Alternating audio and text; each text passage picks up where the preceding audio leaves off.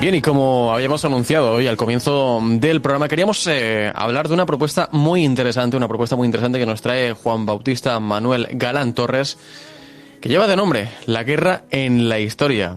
La guerra en la historia que ha sido publicado por NPQ Editores y que, bueno, que nos trae un ensayo sobre la historia de la humanidad y sobre todo lo que tiene que ver también con la guerra en la historia. Así que no le hacemos esperar más y le damos la bienvenida. ¿Qué tal? Buenos días, Juan Bautista, bienvenido. Buenos días, muchas gracias. Bueno, Juan Bautista, como digo, ¿no? Nos presentas La guerra en la historia, un ensayo en el cual nos vas a hacer viajar, ¿no?, a través de la historia para comprobar cómo ha sido la guerra en esos puntos clave, ¿no? Y esas similitudes también, me imagino, ¿no?, que tiene entre sí. Bueno, en realidad eso fue... A mí durante toda la vida, a pesar de que soy médico de profesión, la historia me ha apasionado. Uh-huh. Y desde bien joven yo he estado leyendo textos de historia. Básicamente historia militar. Empecé, pues como empieza todo el mundo, interesándome por las biografías de los generales, por las batallas. Y luego poco a poco fui evolucionando. Ya fui revisando estudios más serios sobre historia de la guerra, condiciones sociológicas de la guerra, la economía de la guerra, la justicia en la guerra. Y al final he llegado a la conclusión, una conclusión muy personal, de que somos lo que somos y vivimos como vivimos y tenemos las actividades que tenemos fundamentalmente por la actividad bélica que hemos hecho. Aparte de otras muchas consideraciones, es evidente, ¿no? Y simplemente pretendía un poco, pues, no sé, compartir mis conclusiones de muchos años leyendo libros de historia, pues con el resto de las personas, si es que a alguien le interesa. O sea, la idea fundamental es que la guerra es la actividad humana, por despreciable que nos parezca y por inútil que la consideremos, a la que hemos dedicado más tiempo. El ser humano está permanente y perpetuamente en guerra. Además, en ese repaso, ¿no?, en ese repaso y ese análisis tan profundo que has hecho de la guerra en la historia, Juan Bautista, ¿has visto que son patrones que se repiten constantemente, que tienen muchísimas similitudes entre ellos, o no? Sí. Vamos a ver, la inmensa mayoría de guerras tienen un origen económico, camuflado por lo que usted quiera. Sí, se puede camuflar de mil maneras. Vale, vamos a llevar la civilización a los territorios que no están civilizados. Vamos a difundir la buena religión. Vamos a llevar nuestra cultura. Pero en el fondo, la gran mayoría de los conflictos humanos tienen un trasfondo económico. Es la búsqueda del ser humano de más riquezas y de más poder, que es otra constante a lo largo de siempre. El ser humano es ambicioso. Quiere tener más y más y más y nunca tiene suficiente. Y bueno, eso, empleando medios lícitos, puede ser una aspiración razonable y respetable. Pero cuando eso se consigue a base de destruir y matar a nuestros semejantes, pues hombre, es algo que creo que es merecedor de una reflexión. Como mínimo, sí, como mínimo una reflexión y mucho más que deberíamos. Además, bueno, una de las premisas fundamentales, ¿no?, de este ensayo, ¿no?, es intentar llevarnos a comprender el mundo en el que vivimos, porque nos decías antes que al final nuestro mundo, el mundo actual en el cual estamos viviendo, está construido al final por la guerra. Sí, vamos a ver. Yo parto de la idea de que para comprender el presente hay que conocer el pasado. Porque si no conocemos el pasado, no podemos entender muchos de los conflictos que actualmente tenemos. Sin ir más lejos, yo creo que en estos momentos, en España, en nuestra sociedad, tenemos un conflicto latente que no está resuelto y que no parece que se vaya a resolver en el breve, que es el conflicto de los nacionalismos. Eso no se ha generado ahora. Eso lleva gestándose durante muchos años. Sí, quizás deberíamos reflexionar sobre cuál es el verdadero origen de ese problema ¿Y qué soluciones se le pueden dar? Porque cuando las personas se empeñan en solucionar los problemas alrededor de una mesa, hablando, dialogando y desde una postura de respeto a la posición del otro y no de intransigencia absoluta y de líneas rojas intraspasables, cualquier conflicto se puede solucionar. Evidentemente eso implica una renuncia parcial a la totalidad de tus aspiraciones. Es decir, no puedes pretender que el otro acepte sin más todos tus planteamientos. Si queremos, seguir manteniendo nuestro país tal como está ahora, pues unos y otros tendremos que renunciar a algunos aspectos. Si no, bueno, pues ya somos mayorcitos. La otra cosa, mariposa. Quiero decir que nos replanteamos cómo podemos seguir la convivencia, pero esto evidentemente no debería llevarnos a un conflicto bélico. Ni creo que Eslovaquia se dividió en dos países como gente civilizada. Perfecto. Ahora mismo tenemos un conflicto en Ucrania que cuesta entender cuáles son los últimos motivos y del que, pues bueno, un conflicto está en caliente, la información que llega evidentemente no te permite sacar unas conclusiones razonables. Pero eso ha pasado siempre ha sido así el motor de la guerra. Entonces, a lo largo de la historia, el error de recurrir a la violencia es constante en el ser humano. Y claro, europeo militante, quiero decir, desde una postura de respeto a las culturas de Extremo Oriente, a las culturas americanas y tal, pues creo que lo que ha modelado, que también es una opinión muy discutible, lo que ha modelado el mundo tal como es hoy, en realidad es la historia de Europa. Europa hasta hace un ratito, en términos históricos, era la dueña absoluta del mundo. También habría mucho que hablar de cómo se ha conseguido eso. Pero bueno, es lo que hay. Negar eso sería una tontería, me parece a mí. Bueno, de hecho, el ejemplo claro es la cantidad de culturas, ¿no? Y de mezclas culturales que ha sufrido el continente europeo en ese sentido, ¿no? Con el paso de tantos y tantos pueblos.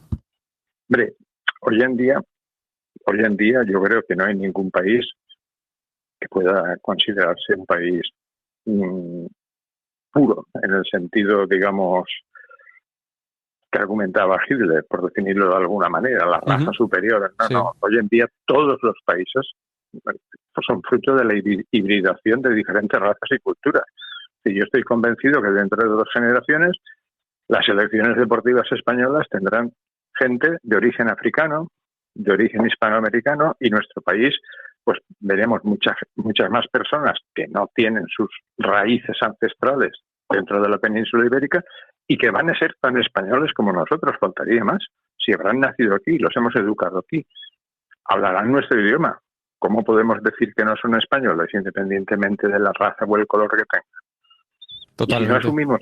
Y si no asumimos esa hibridación, esa mezcla continua, vamos a tener un conflicto y además vamos a parar nuestro progreso, porque se progresa mucho más en el seno de la diversidad que en el seno de la unidad. Los pensamientos monolíticos e inamovibles nunca han sido fuente de progreso de la humanidad, jamás, nunca. De hecho, la humanidad empieza a progresar cuando los seres humanos empiezan a pensar de manera diferente. Es la confrontación, sin que eso implique un conflicto, de las diferentes ideas de las personas, lo que ha hecho el mundo lo que es. No el estar a pies juntillas siguiendo una norma estática que no cambia. Las sociedades que han vivido así, pues bueno, todos sabemos cómo están. Y Juan, en ese análisis también que haces tú sobre todo en el aspecto más humano, ¿no? También, a pesar de los diferentes momentos, de las diferentes épocas y de los diferentes lugares geográficos en los cuales hemos vivido guerra, siempre se repiten los mismos patrones, siempre ves que todo tiene una semejanza particular. Sí, más o menos sí. El ser humano es el único animal que tropieza 2 veces con la misma piedra. Y seguimos tropezando. Y se siguen cometiendo errores históricos una y otra vez. Por poner un ejemplo baladí que está en el libro. No hay ninguna diferencia entre el tratado de paz que firmaron Cartago y Roma después de la Segunda Guerra Púnica y el tratado de paz de Versalles.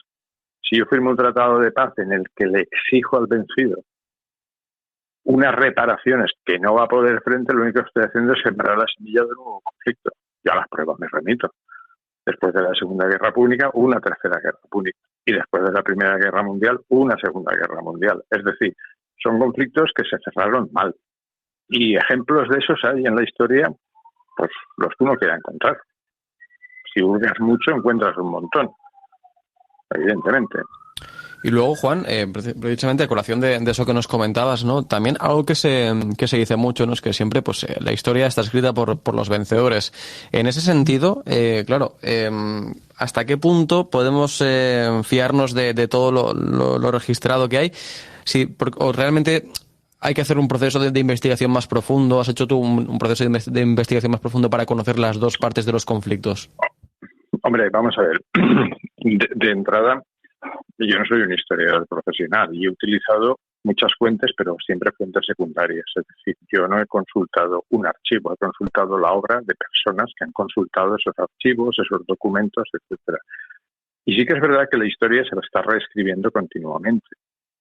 El ejemplo paradigmático de eso sería, por ejemplo, la historia de la Segunda Guerra Mundial, donde hasta hace cuatro ratos muchos de los archivos que contenían documentación importante sobre la toma de decisiones, las campañas militares, los condicionantes de la guerra, aún se mantenían en secreto por las potencias vencedoras. A las derrotadas pobrecitas no pudieron, las derrotaron y las arrasaron, punto y final, ¿no? Pero hasta, cuando se han hecho públicos los archivos confidenciales estadounidenses, ingleses, franceses y sobre todo los soviéticos, pues nuestra visión de la Segunda Guerra Mundial ha cambiado bastante. El ejemplo más paradigmático de eso es, por ejemplo, el papel que jugó la labor de los criptoanalistas ingleses de Bletchley Park en la victoria aliada en la guerra. Eso se ha conocido hace 4 días, se ha mantenido en secreto hasta hace 10 o 12 años. Entonces, la historia se reescribe continuamente, se encuentran fuentes diferentes que te hacen cambiar. Y luego además hay un proceso en la historia, cuando tú lees textos relativamente antiguos de historia y textos modernos sobre la misma época histórica, pues hombre, sí que podemos decir que tenemos un conocimiento razonable de eso, pero aparecen variaciones y aparecen cosas que te permiten darle otras interpretaciones. Y eso es parte de lo atractivo de la historia, que no es una, a pesar de lo que considere la gente, la historia es una ciencia viva que va evolucionando conforme vamos descubriendo más información. Uh-huh. Pero claro, la información hay que buscarla. No, claro, al final la información hay que buscarla y hay que saber también hacer la criba, ¿no? Y que contrastarla. Exacto. Y eso, yo, por ejemplo, en mi vida profesional, yo le puedo decir a usted que yo he leído artículos científicos que defendían la posición A muerte y artículos científicos que defendían la posición no a muerte. Y claro, pues uno de los dos está equivocado, los dos no pueden estar en la verdad. O sea, la verdad es difícil de encontrar. Uh-huh. Y en historia más, claro. Sí, no, en historia es muy complicado precisamente por lo que comentábamos, ¿no? Por esa visión, ¿no?, del mundo que a veces hay que saber también ponerse un poco en perspectiva y analizar todos los datos con más cabeza. Y bueno, pues ya por ir acabando, ¿no? Juan Bautista, la guerra en la historia es algo que se puede analizar, pero también que, como decíamos antes, lo estamos viendo ahora también en el presente. La historia se sigue escribiendo y se sigue escribiendo con guerra, y además estamos en un punto, ¿no?, en el que el mundo parece que muy tenso, ¿no? Hay mucha tensión geopolítica por todas partes. Sí, por desgracia sí, porque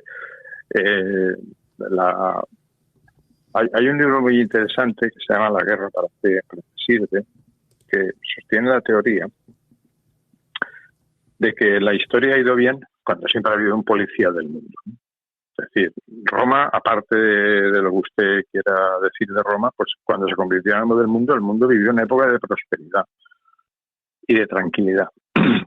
Lo mismo ocurrió cuando España, bueno, aparte del dominio de España y el dominio inglés, no tanto, pero siempre cuando ha habido una o dos potencias que han estabilizado el mundo ha progresado. En estos momentos todos tenemos claro que los amos, entre comillas, del mundo son los estadounidenses y no sé si los rusos y los chinos, o los rusos o los chinos. Es decir, Europa ha perdido su preponderancia política que ha tenido hasta hace 100 años escasos. Entonces el mundo se está reordenando de alguna otra manera. Podemos seguir reordenándolo a la antigua usanza, que es explotando, masacrando, con violencia o podemos reordenarlo de una forma sensata y más razonable, hablando y entendiéndonos entre nosotros. Si no somos capaces de solucionar el problema de África, que es un auténtico polvorín, o el problema de Oriente Medio, o sin ir más lejos, el problema de la desmembración de la Unión Soviética, y no somos capaces de solucionarlo de forma pacífica, pues vamos a tener serios problemas y probablemente acabemos en otro conflicto. ¿Qué pasa con un conflicto en estos momentos? Que existen las armas atómicas. Entonces, eso es tremendamente peligroso. Hombre, sí, en la Segunda Guerra Mundial se destruyó el mundo de conciencia, pero es que la guerra atómica no es lo que tú destruyes hoy, es que la radiación te va a impedir vivir durante más de un siglo. Así es. Entonces es un peligro tremendo. Ahora, ¿habrá alguien que sea capaz de convencer a las potencias atómicas que desmonten o que destruyan sus armas nucleares? Tengo serias reservas, francamente. Pues interesante análisis, Juan Bautista. Ya ha habido gente, ¿no?, que ha leído tu ensayo, ha habido gente ya que ha podido adentrarse dentro de la guerra en la historia. ¿Qué feedback te ha llegado? ¿Qué es lo que te van comentando? Hombre, en principio, vamos a ver, uno tiene que ser consciente de cuáles son sus posibilidades, ¿eh? Y quiero decir que esto es un libro, un trabajo que para mí, yo lo empecé como una diversión, un entretenimiento, un plasmar mis ideas en papel, y luego la propia dinámica de la elaboración pues fue creciendo. Eso está escrito en un lenguaje muy coloquial porque no puedo aspirar a más. Yo no manejo el castellano como me gustaría. Y en principio pues está escrito para gente normal, de la calle, corriente, que le llame la atención reflexionar sobre la historia para intentar comprender la actualidad en la que vivimos. Y sobre la historia se puede reflexionar de muchas maneras, por la economía, por la evolución de las sociedades, por las culturas, por las religiones. Pues bueno, yo ofrezco el punto de vista de los conflictos bélicos. Que, insisto, es la actividad más constante del ser humano. Sí, no. Que nos pese. No, sí. Por mucho que no nos guste, es así. Y aparte, pues nos ayuda también a comprender, como decíamos antes, ¿no? Todo lo que nos rodea y cómo se ha construido nuestra sociedad actual y también cómo se va a construir las sociedades del futuro.